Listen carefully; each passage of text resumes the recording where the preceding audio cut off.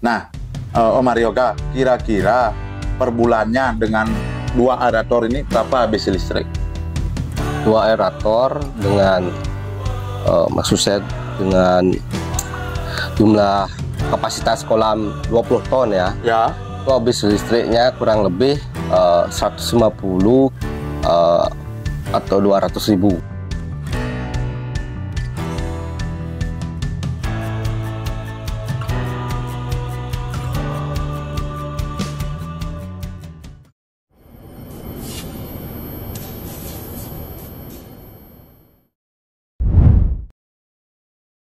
Halo teman-teman, di part kedua kali ini masih di kolamnya Om Aryoga. Saya akan bertanya tentang kolam koi tanpa pompa. Nah, banyak menjadi pertimbangan kemarin teman-teman salah nangkep ya. Jadi kolam koi tanpa pompa itu dipikirnya tanpa alat-alat itu, padahal saya buat tanpa pompa tapi menggunakan aerator. Nah, gitu ya. Nah, teman-teman, kali ini saya akan bertanya singkat saja ya, 10 menit saja.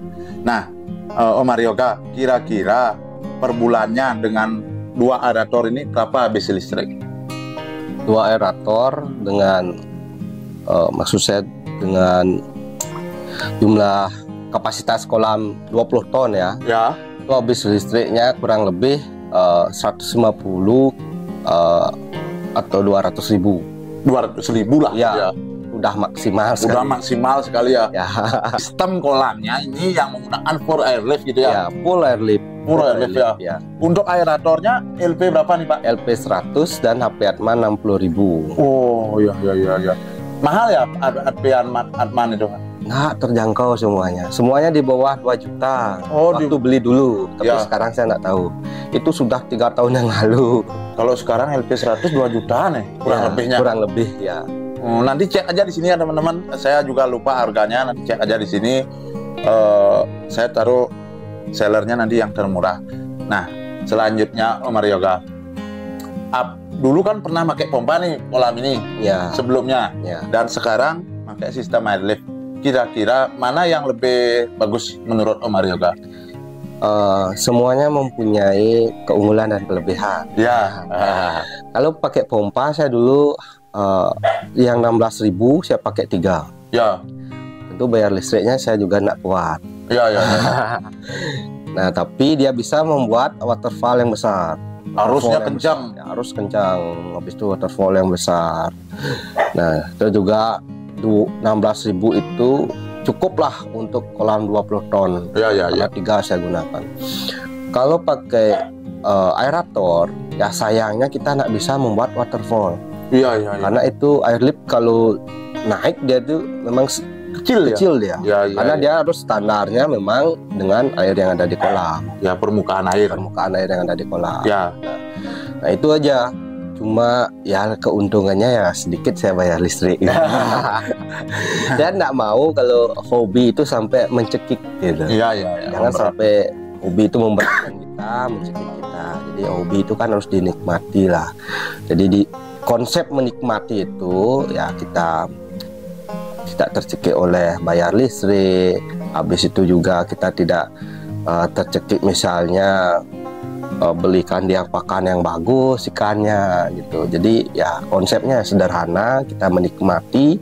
Jadi kita punya anak, istri, ya kita tidak terbebani Ya. dengan hobi yang kita miliki dan juga kebutuhan rumah tangga aja lah. Ya. Karena hidup itu nggak hanya di hobi aja.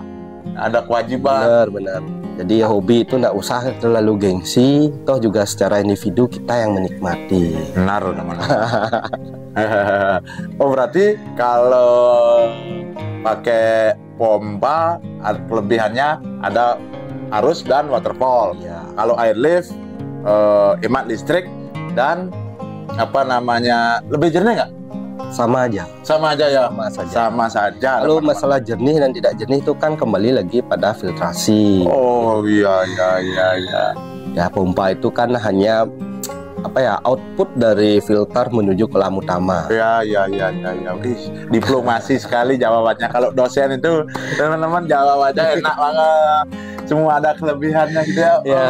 Memang Diplomasi demikian sekali. kan? Memang demikian. Nah, ini dengan media filter murah pakannya apa Pak? Dengan kualitas air jernih ini tuh lupa saya nanya di part 1. Kalau pakan itu Ya. saya pakai, bisa sebut merek. Bisa. Saya pakai Breeder Pro. Breeder Pro, Ya, campur dengan Hero. Hero. Oh, kalau Hero itu dari dulu sekali ya. Kalau Hero kan memang dari dulu pakan koi saya. Jadi breedernya 2 kilo, Hero-nya 1 kilo. Oh. Yang grow itu. Ya. Nah, jadi kenapa dia tidak pecah warnanya atau skin merahnya? Karena memang frekuensi saya kasih makan seperti saya katakan tadi cuma 3 kali ataupun 4 kali. Kalau musim hujan ya kadang 2 kali. Saya setting untuk feeder 2 kali. Kalau sudah musimnya tidak hujan ya hampir 4 kali takarnya. Toh juga jangan sampai push dia dikasih pakan, karena itu juga akan sangat berpengaruh pada kualitas benih dari Kohaku. Iya. Tapi kalau sudah pakannya premium seperti ya CKK, Mitsuho, Aisil ya, dipus ugal-ugalan pun nggak bakalan kenapa. Iya. Kalau udah gitu ya. Karena memang ada harga, ada kualitas di dalam Benar. pakan. Nyari teman-teman Breeder Pro pikirannya, apalagi ya Hero. Ya. Teman-teman. Itu ya teman-teman, pakannya sederhana, media filter sederhana, jadi bisa jernih. Jadi ya, teman-teman di rumah yang memiliki mungkin budget pas-pasan kayak saya, bisa nih teman-teman buat kolam koi jernih. Tapi dengan catatan kita akal-akali, misalnya di populasi pemberian pakan bisa, atau di filternya yang kita gedekan, kolamnya nggak terlalu gede, bisa teman-teman. Jangan berkecil hati ya.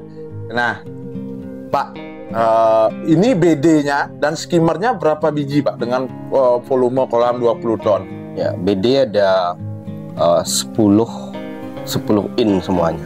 Berapa? Yang BD di bawah itu ada 3 in sama 2 in, dan skimmer 2 in. Oh, berarti 3 BD-nya, 1 Ya, skimmernya. 1 skimmer. Wah, mantap teman-teman. Bisa dijadikan inspirasi ya. Itu pun masih tekor dia di chamber. Masih tekor ya? Ya, karena kekuatan arus dari air lip itu memang keras. Keras sekali teman-teman. Ya, masih tekor dia. Kadang-kadang sampai gini bunyinya rodok gitu ya. Ya, karena kan kalau aerator LP 100 itu kan memang kuat sekali daya tekan Benar. anginnya. Jadi air ketika keluar itu memang keras dia. Benar. Keras, jadi mau tidak mau ya harus dirancang bagaimana BD itu memang harus besar juga tuh. Ya. Tapi jangan pakai pipa misalnya 5 in, 6 in 1 tuh. Nanti ikannya ya masuk ke chamber. Dan kita akali misalnya maksimal yang 3 in kita taruh berapa kan? 2, 3 gitu misalnya. Iya. Kalau benar. kebesaran nanti ikannya yang udah size 35 pun bisa masuk. Bisa benar. Dulu awal-awal saya sering sekali teman-teman ketemu tulang ikan koi di chamber, Iya. sampai lupa gitu. Awal-awal dulu. Nah, sekedar informasi, dulu awal-awal full propiokan ikan saya 2019 itu sempat sampai 40 ekor melihara dalam satu kolam kecil yang teman-teman lihat di YouTube saya itu.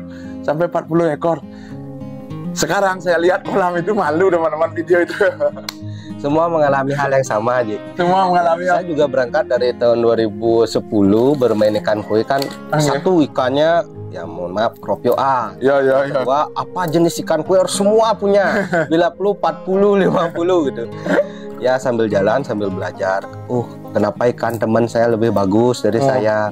Jadi kita belajar kualitas. Habis itu dari beberapa jenis ikan koi varietinya yang berbeda itu. Jadi ada mungkin 1-2 ekor atau 3 ekor yang kita serap, misalnya Kohaku lebih disukai, digemari, atau Soa lebih suka atau digemari, atau Polosan lebih digemari. Jadi kembali lagi kepada diri masing-masing. Iya.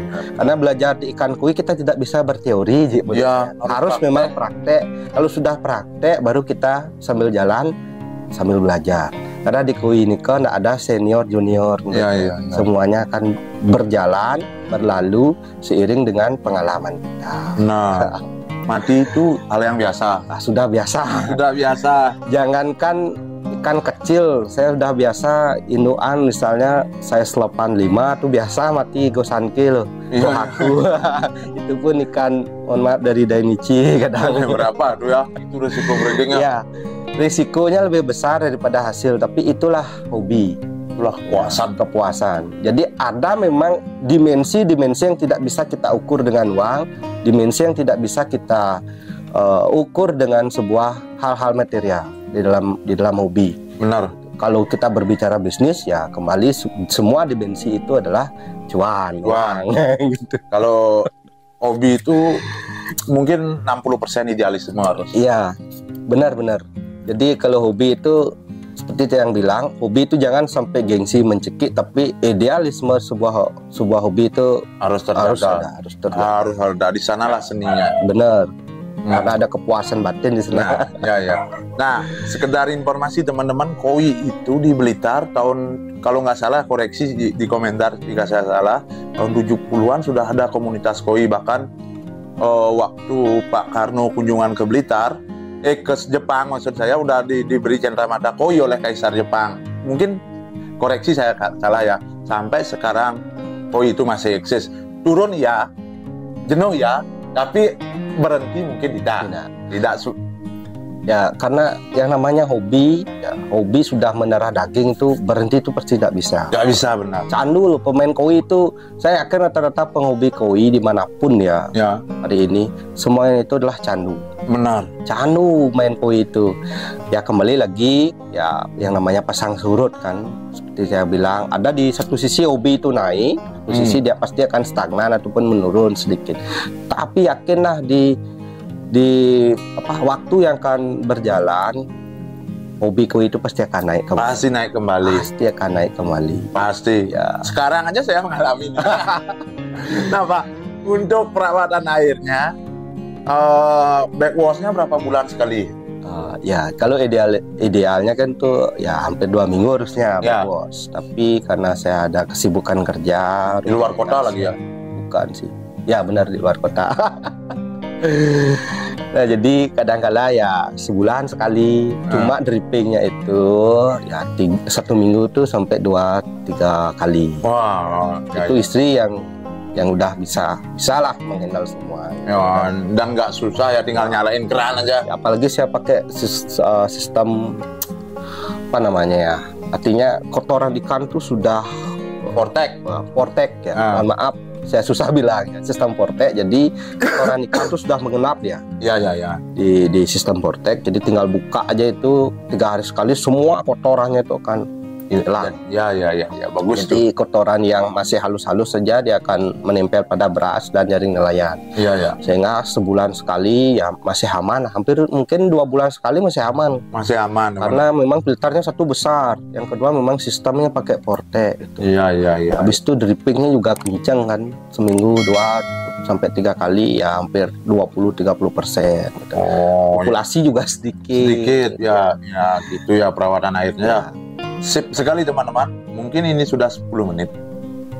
Jika dirasa ada salah informasi yang saya ucapkan atau salah kata yang saya ucapkan yang membuat teman-teman tersinggung atau bagaimana, mohon maaf ya teman-teman, karena memang kami tidak sengaja. Ini tidak kami setting-setting teman-teman.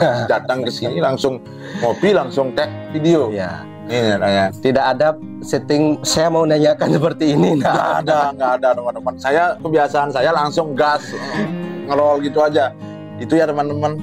Jangan lupa subscribe dan selamat berakhir pekan. Salam buat keluarga. Semoga teman-teman yang nonton video ini sehat dan sukses selalu. Goodbye, see you next video.